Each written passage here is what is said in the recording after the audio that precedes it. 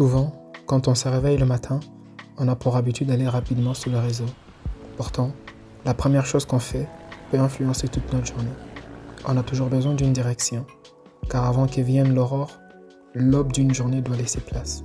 Alors, qui dit mieux que Dieu, par sa parole, pour nous l'accorder? Laissez-moi donc vous parler d'elle, car elle est unique en son genre. Contrairement à tant d'autres, elle est vivante.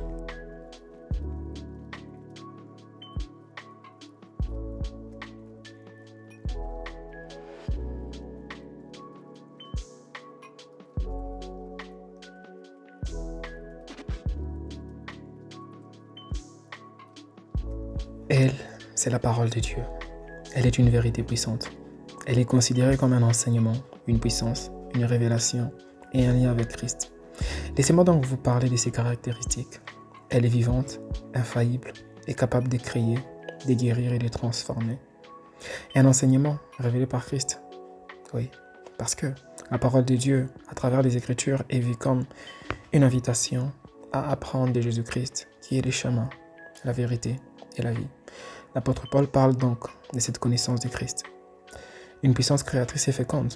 La parole de Dieu est considérée comme créatrice capable de bénir et de transformer la vie des croyants. Oui, car grâce à elle, ma vie est transformée. Elle vient avec Christ, la parole de Dieu qui est le Verbe de Dieu, permet aux croyants de communier avec le Christ lui-même.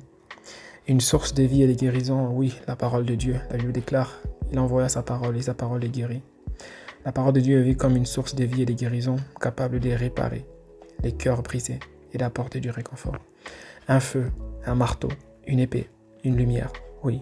La parole de Dieu est parfois décrite comme un feu qui consume les péchés, un marteau qui brise les carapaces, une épée qui tranche et une lumière qui éclaire les chemins.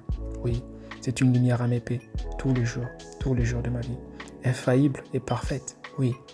La parole de Dieu est inspirée par le Saint-Esprit et donc considérée comme infaillible.